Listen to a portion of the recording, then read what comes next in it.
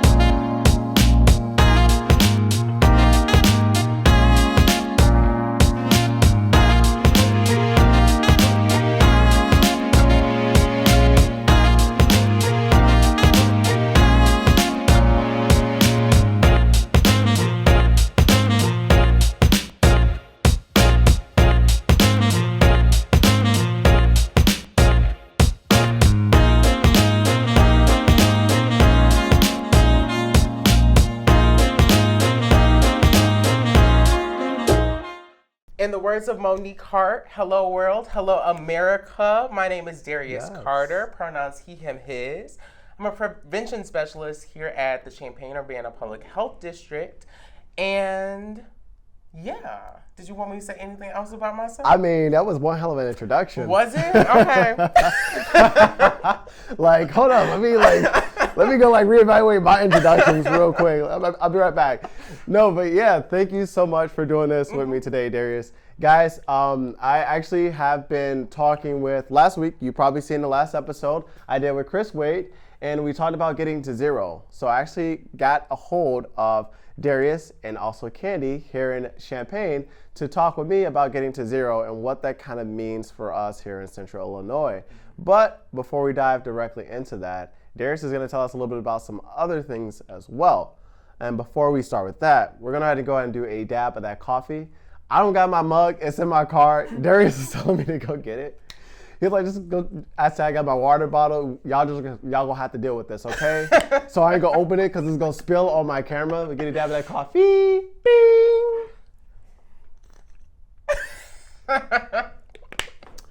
That was very anticlimactic, but you know what? We're here. We queer. We about to talk about some good stuff today, all right? Let's go ahead and begin with, what do you do here at the, make sure I say this right, Urbana Public Health Center, or is it the department? It's the Champaign-Urbana Public Health District. But you were close. I was. Damn. For effort.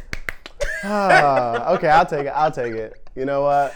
You know, we're here to be ignorant and learn some things. So yeah, so tell me a little bit about your job here and what you do. Definitely. So I'm a prevention specialist here for the health district. And basically what my role entails is a bunch of little things all tied into one.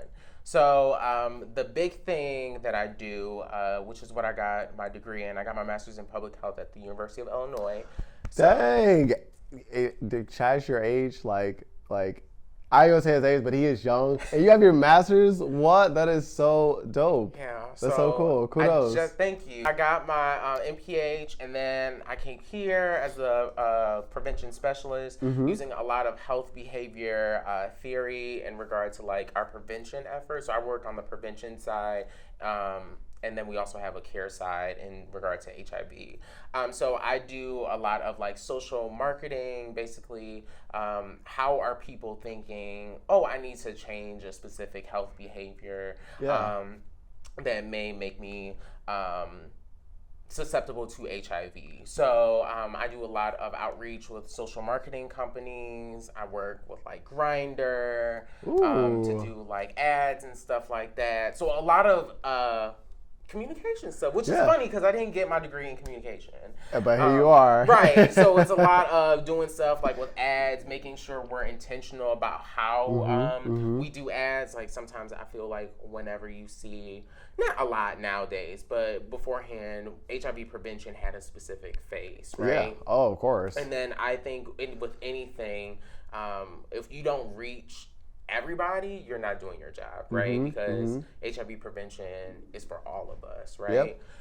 So being intentional about whose face is on the ad, stuff like that. That way people can see themselves and they think, oh. And not to interrupt you, but I think that's like hella important because you're right. It's being intentional about who you're having in an ad. Like, I got like 3 different like Google accounts, but like, and of course they have their own YouTube account. So when I go on YouTube and I watch certain things that are dictated to my channel, and then things that are dictated to like what I personally listen to, I get the Victari like commercial, the prevention commercial. I'm like, oh, okay, this is a pretty cool commercial, but it's someone who like resembles me and like someone I can see myself in this commercial. Absolutely. So I think intention is so important. Shout out to Solange, like in her most recent album, she says, "Do nothing without do everything with intention." Beyonce and Solange, disrespect will not be tolerated. No, here. absolutely not. I, president of the Beehive over here, I do not play about Beyonce. Like, I'm just letting y'all know that right now. Like, if you got something to say, keep it to yourself. Yeah, that was going to be part of my intro, but I said, I'm going to keep it cute. Specifically for Champaign. So, is that going into that, or can you like fluff it a little bit to where you don't give too much of that tea? Yeah, okay, so talk about see you at 0 later on. He didn't say that. I didn't say that. I'm sorry. Edit, chop. But yeah, no, yes. I could definitely talk about that. So yeah. Like your strategy on doing that, that part. So a lot of it, again, coming back to this thing about intentionality is what community partners can we partner with in order to really push our messaging, and then how can we use technology? So I won't go too deep into this, but a huge way that we get to 0. So I have to use that word. No. That's cool. That's cool. Okay. How we get to 0 is by working with the community, right? Like, we cannot get to 0 without one another. So it's a lot of collaboration with churches, a lot of collaboration with, again, our social marketing teams in regard to like who we partner with, in regard to how we do that outreach in terms of like geofencing and all that fun stuff. I also work with Black queer students on campus to create a group called House of Hues. I think a huge part of prevention is making sure that the younger generation, even though I am part of that generation, but still like the next group going into the workforce has these tools of prevention. So I work a lot with them on programming, on, and everything isn't just about HIV and AIDS. It's about just creating community. Yeah. I feel like sometimes we forget how prevention also comes in the form of friendships and partnerships and all of these things, right? Like everything is like condoms, PrEP. But then some people just need friends, right? So I do that on campus. Good grief, what else do I Shameless plug, where can my viewers go to like find information on that, and how can they get involved with that too? Definitely. Shameless plug. Yep. So if you have any questions in regard to House of Hues, you can follow our Gmail, which is House of Hues UIUC. We just revamped it, so there may not be any posts, but we're just trying to start from scratch to, revamp. Revamp it, And then you can also email House of Hues UIUC at gmail.com if you have any questions. And then we meet at BNAC, which is the Bruce D. Nesbitt African American Cultural Center on campus. BNAC. Man, that is a lot. That was a lot. Yeah. So that's a little bit about that. All right, now y'all know where y'all can go if y'all want to get involved with something like that. That's really cool. Yeah. So those are like the big 3, other than what you don't want me to mention just yet. No. We gonna get there. But if you haven't noticed yet, again, our theme today is getting to 0, but more specific, getting to 0 in Central Illinois. So the plan, if you haven't looked at it already, is extremely comprehensive. It details out how we're going to address the 95-95-95 plan. Really, if I'm making sure I'm saying that correctly, which is 95% of people are reaching undetectable, 95% of people are getting the treatment that they need, and I always forget that last 95% every time. I can't remember it. We in the same boat. Okay. Y'all know it? Look it up. we in the same boat. So the reason why I reached out to Derrius is try to figure out how do they figure out how to use the plan, use the strategy, and incorporate that here in Central Illinois. Because if you haven't been here before, or if you live here, you understand that it's a little bit smaller. It's not Chicago. And there is always that ongoing joke that Chicago is a separate state. Oh, yeah. And like, everything below like Kankakee is like a whole nother, that's like Southern Illinois basically. Huge part about, I shouldn't even say like a huge part, but I would say a significant, important aspect of getting to zero is thinking about who is often left out of the conversation. Again, coming to this piece about, okay, where are the highest HIV rates at, and who is being reached out to, and who is on PrEP, and then who is being adherent to their medication. All of these things, right? Yeah. So with that being said, I often get asked the question of like, oh, Derrius, like, you know, how do we get Black MSM on PrEP?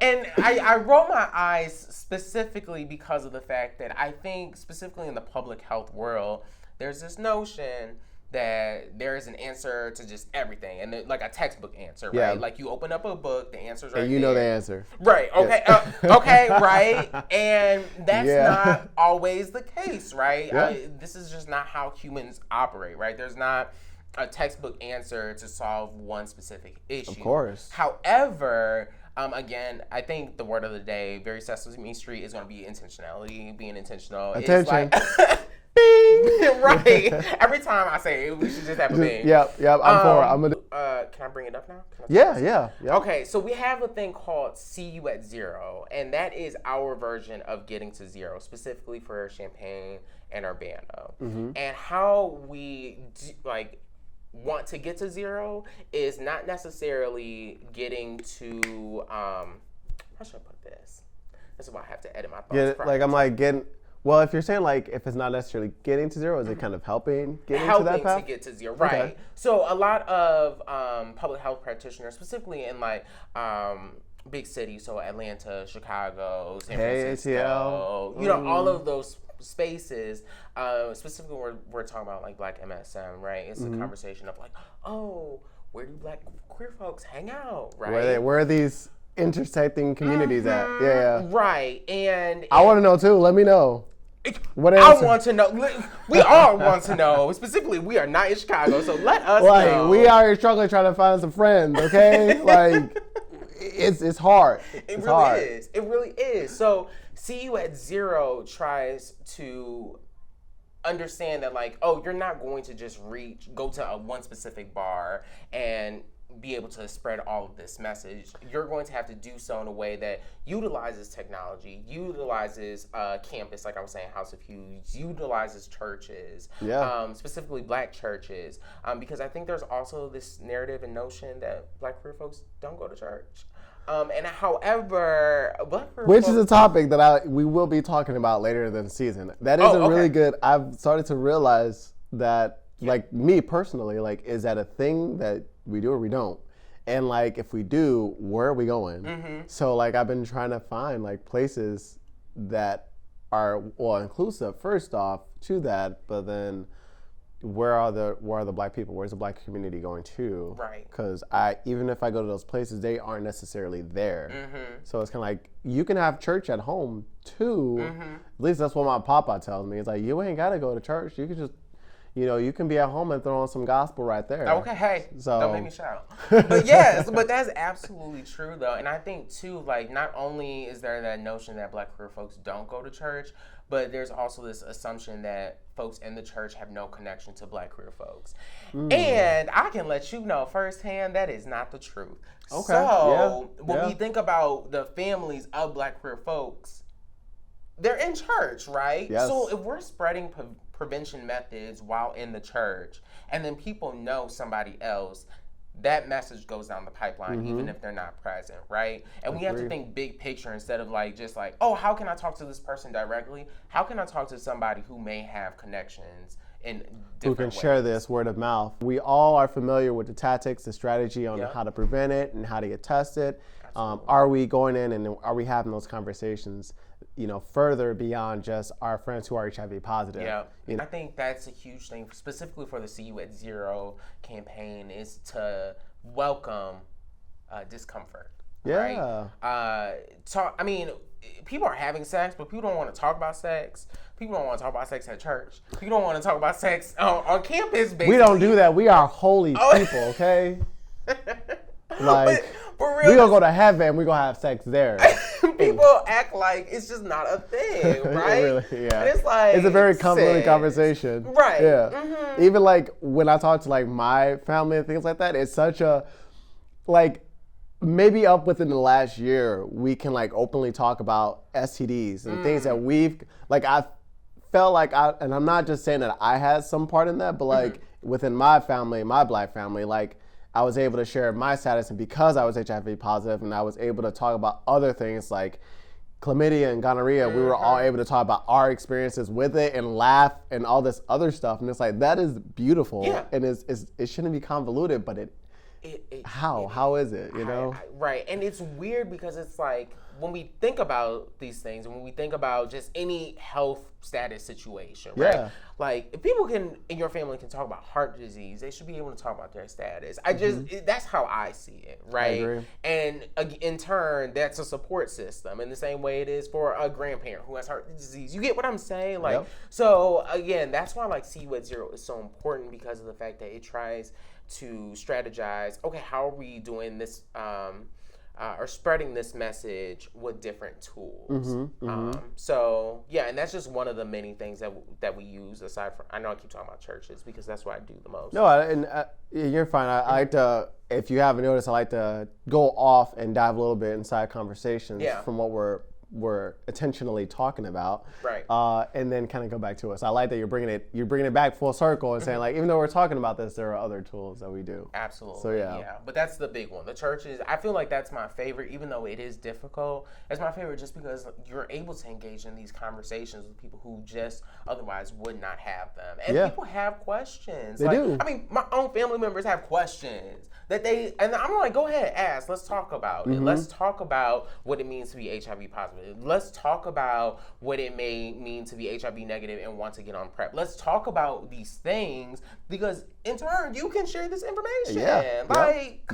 You can share it with the next person and the next person. But let's get into it, okay? Let's talk about the binary, because it just flows into this thing, right? Yeah. A huge other part Against Zero, specifically See You at Zero, is talking about sexuality, not just like preventative like measures. Yes. It's about making sure everybody understands, okay, we live in this binary, but like that is not the case in regard to sexuality. That's not the case in regard to gender identity. Like, if we undo systems of like heterosexism, or cissexism, monogamy, okay, like I'm never having a tough one with that. I'm like just personally, like I'm like, I know all this to be true and all this to be good because that's how it should be. This is how it is ever since I grew up, you know. And it's like, it's okay that monogamy exists, but polygamy can exist as well. Oh, absolutely. It's not a bad thing. Like, what's wrong with it? Absolutely, I completely agree. Right. So unlearning these systems in turn helps us get to zero. I mean, I just had this conversation with Candy. Like, okay, sometimes when we have these conversations, it feels like we're trying to put, not like us specifically as an organization, but just HIV work in general. It seems like we're trying to paint this picture that everyone at some point in their life should become monogamous. Do you see where I'm going with this?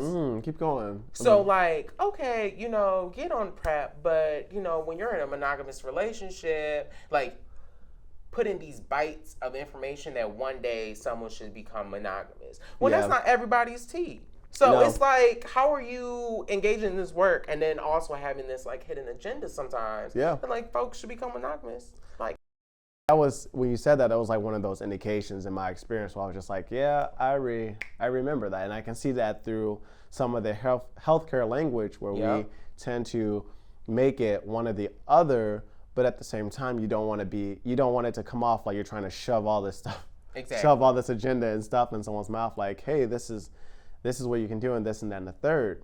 But I think going back to what you were saying in regards to existing in a non-binary system, I feel like, I guess I want to ask this: do you think it's possible that I'm going with so many thoughts with this. No, I'm sorry. I'm gonna take it with the very first part that you asked. Okay. Do I believe that we as Black people can live in a world where the binary does not exist? And I will say yes. Okay, coexist. Coexist. We can do, let's check coexist with binary. So with the acceptance of binary and then the acceptance of non-binary. Okay, yes. Okay, I want to say that, yeah. Okay, so I'll say this. I think that a huge, and we're talking only specifically for the Black community, I think it's about decolonizing your mind. And when I say that, I mean recognizing that a part of this binary world that we have is because of colonization, right? Like, True. I don't believe that as long as humanity has existed, there was this concept that just like you have to be one or the other, right? I believe there's social constructs essentially, right? Yeah. And it's unlearning those social constructs. Studies. Okay, in the same way that people need to undo racism or unlearn racist behavior and ideology, unlearn homophobic ideology. Like, we have to unlearn. And I believe that, do I believe that it's going to? I believe that it will happen. Okay. To a certain extent. I believe that racism, homophobia, transphobia, all of these things aren't necessarily going anywhere anytime soon.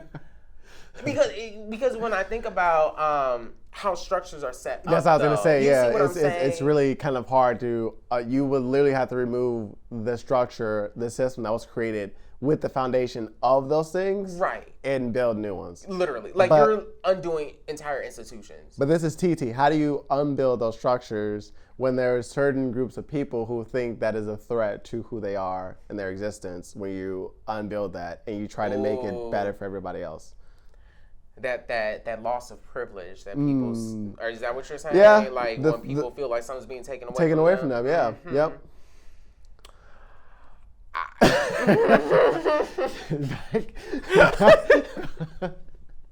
Let me choose to record on this audio. Back to See You at Zero. So See You at Zero. So churches, and I actually want to dive into that with the churches. Like, how does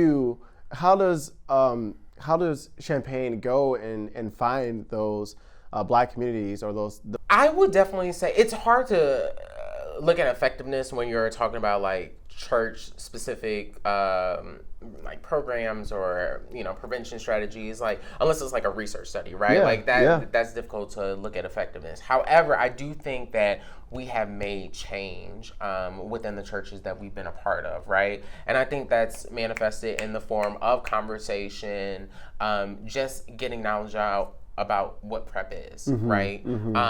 Or what undetectable is. Like, I think those are huge things, specifically for we as Black folks. Like, when you know what undetectable is and you may be positive and you can reach an undetectable status, like, that is empowering, right? Yes. And it's empowering to be able to share that information with a family member. It's empowering to share, I have heard of this prevention medication called PrEP. Like, that's empowering because it puts the power back in your hands, right? Yeah, especially for a group who always has our power taken away from us. Okay. Yeah. Or misused.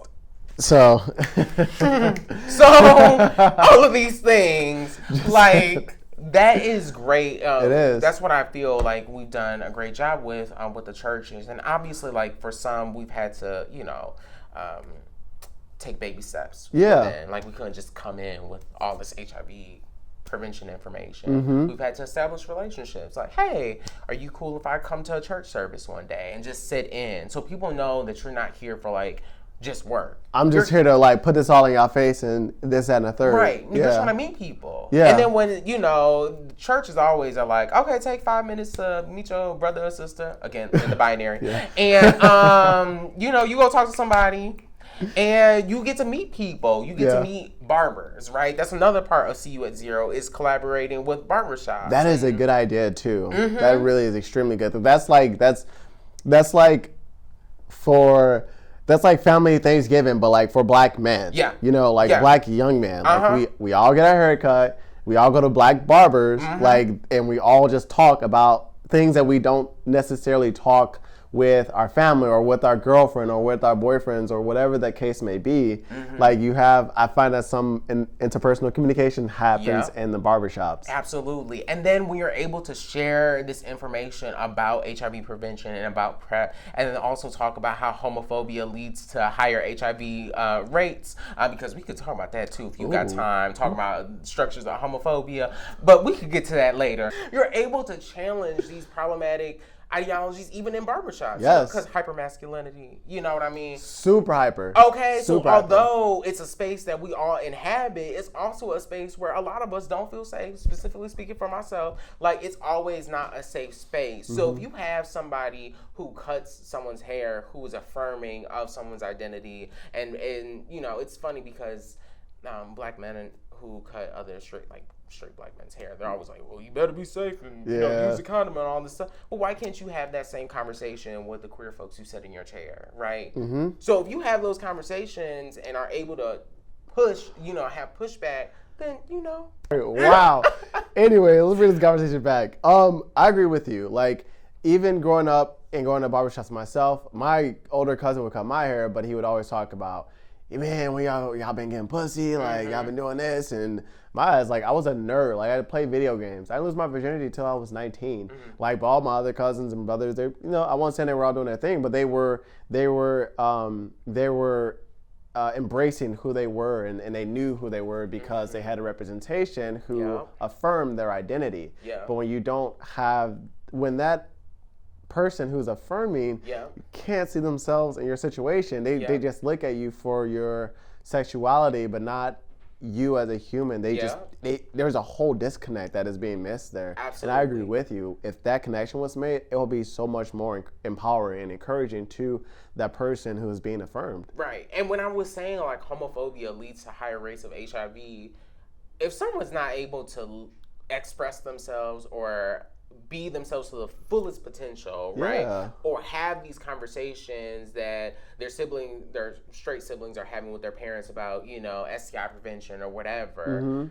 If you're not able to have that conversation with a queer child, well then I don't think you're having the best conversations about sex. You see what I'm saying? Like, it's not comprehensive sex ed is essentially what I'm saying. But then it goes into, also with that is, if you're not having those conversations where homophobia, so what you just said again? Like how homophobia leads to higher HIV, or like the more likelihood of, go ahead. Riskier behavior. So if that person can't go and talk to the people he feels comfortable with, or she feels comfortable with, then they go and they take riskier actions. And I only say that because I was a hoe and I'm admitting it, and like there were I cannot stage it for the reference. Okay. It's such an interesting thing about like how.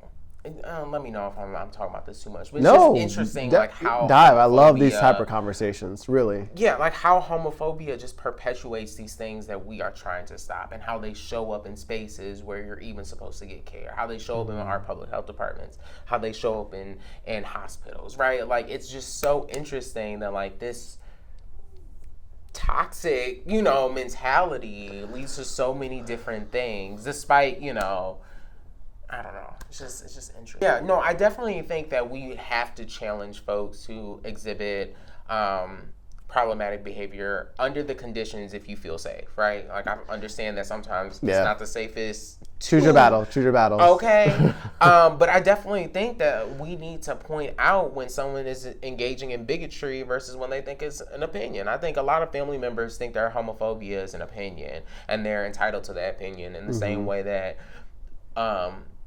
certain so I just a little hat moment, a little I tasted the tea before I even got there. I feel like Aria Lennox said it. She was like, why are these your opinions, or why are these your beliefs or thoughts or something like that? Like, why do you feel like you're entitled to this harmful behavior? Like, it's not cute. It's not. It ain't sexy. Like, so, and explaining to people the difference between bigotry and opinion, I think is so important. And just pointing out, like you said, like what that family member said, like, hey, you just said this is problematic. Don't say that. right? Like pointing that out, I think is, again, how we chip away at these harmful behaviors in the same way that we're trying to chip away at harmful ideas in churches and in campus life. And so, even like when I'm talking, I know I'm talking a lot about the churches, but I think we have to continue to undo problematic ideology, because we were talking about campus, and have you heard of prep whore?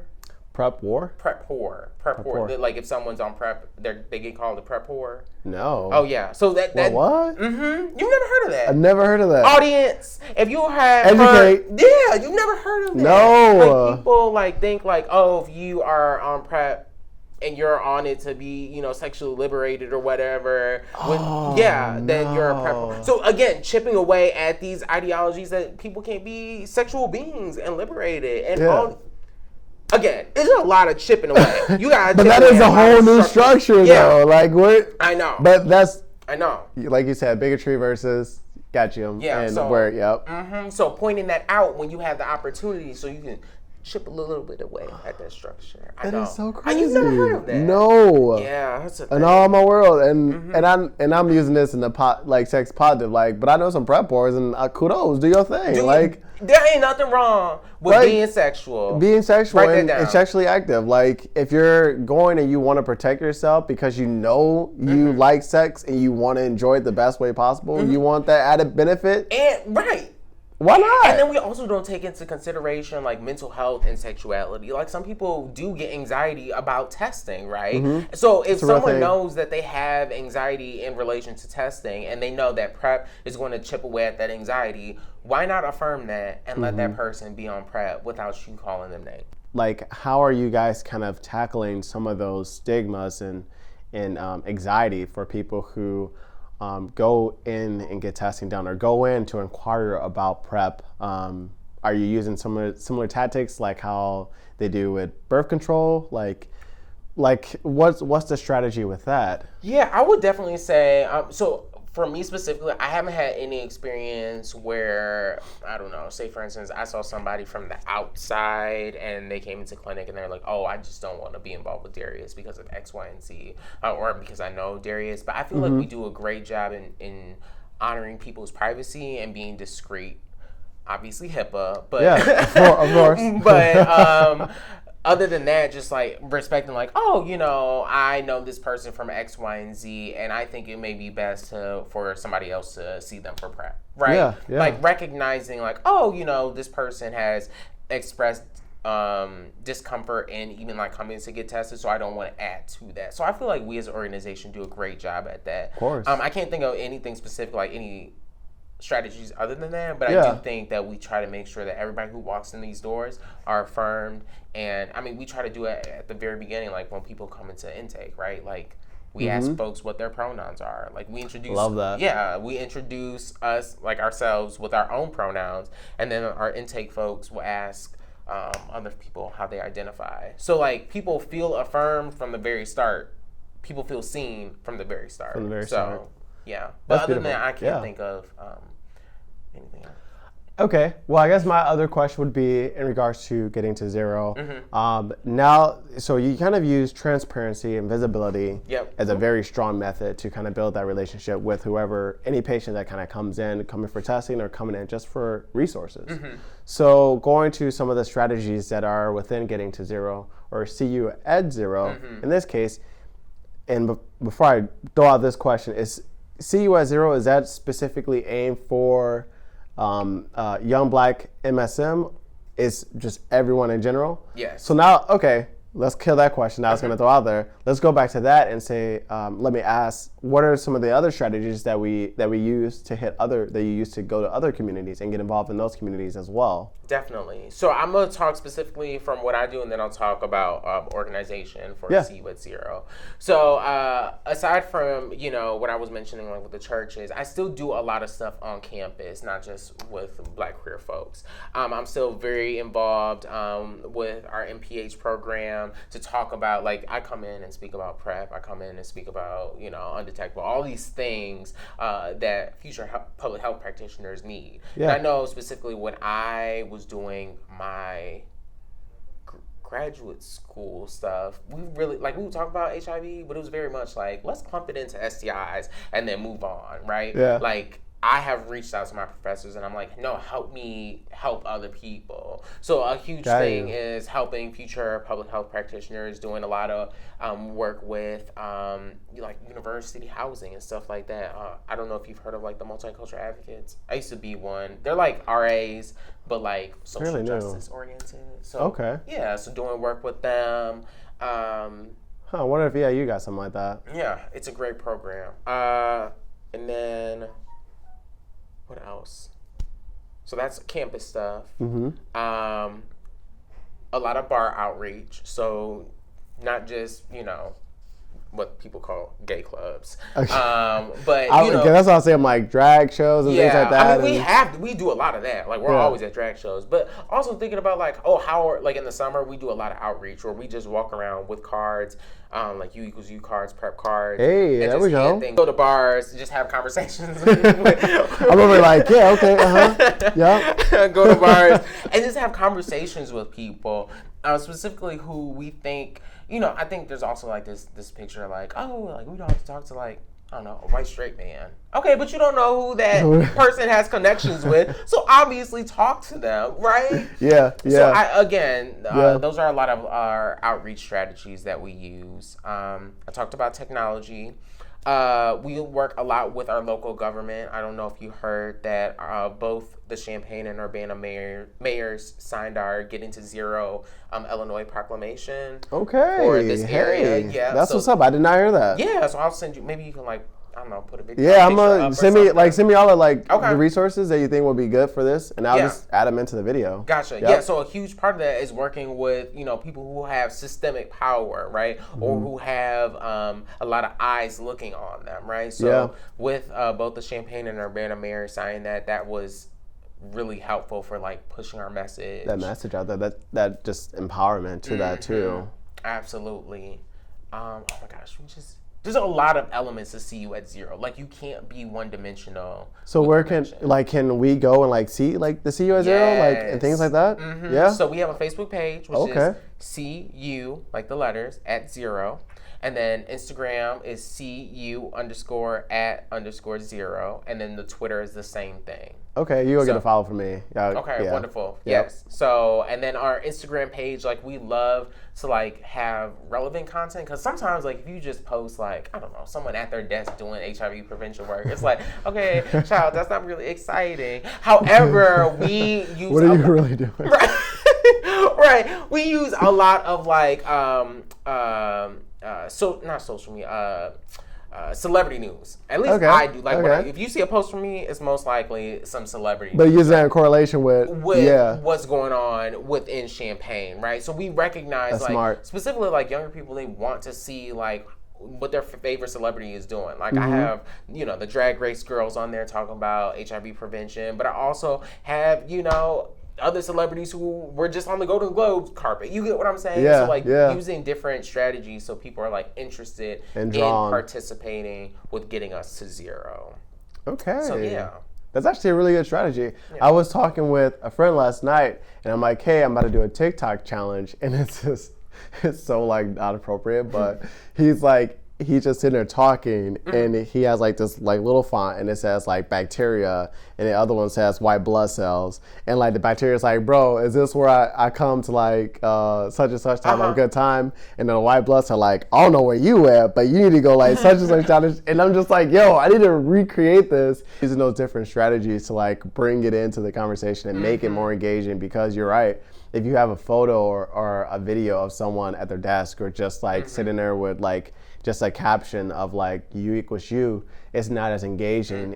You gotta find other ways to capture that audience attention and like try to get them to not only just look at the content, but then also engage with it and try to go further beyond what you have set out for them to look at. Absolutely. And I think that's so important. Like I think, again, thinking about like, how is this going to be relevant to somebody else? Like, I think that's just so important. So yeah, a lot of celebrities on there, but with great messaging, and then some, we have people who do work here, but we frame it as like people of See You at Zero. So kind of like humans of New York or humans of See You at Zero. I think that's what we call it. So like humans of New York, we try to do it where it's like, oh, I engage in prevention in this way, but like trying to make it like fun. That's kind of cool, actually. I like that. That's actually a really dope ass idea. Yeah. So we go ahead and go to a closing. Is there anything else that you would like to say to my audience?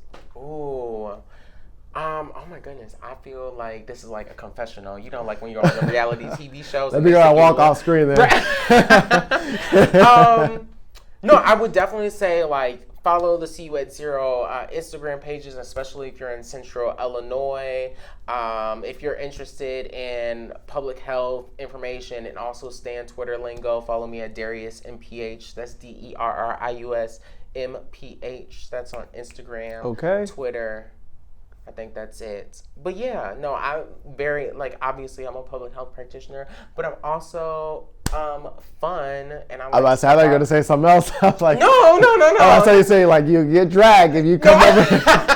Well, I mean, if you talk about, don't come on my Twitter talk about Beyonce, obviously. But no, I like to talk about public health messaging, but also still have fun with social media to make sure. Because, I mean, I think a lot more people will follow public health practitioners if they weren't just posting research studies. But, child, that is not fun. Like, maybe more like I'm a human, and this is some, make some fun shit. Yeah, like, I'm not about to be talking about numbers all day.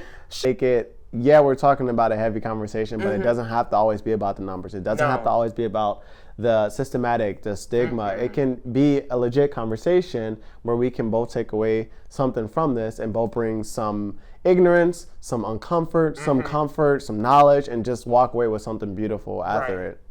Absolutely. So, yeah. Well, thank you so much. Like, I appreciate it. Oh, yes. I love a hug. Amen. Yep. Thank you guys for watching this episode. If you love this and love what Derrius does, please follow the information. I'm going to share it in below down here. So you know where all that stuff is. Please go ahead and follow that. As always, I am Dusty Lion, and this is Hopeful and Victory Talks. And remember, in order to break HIV stigma, it starts with one conversation at a time. Bye.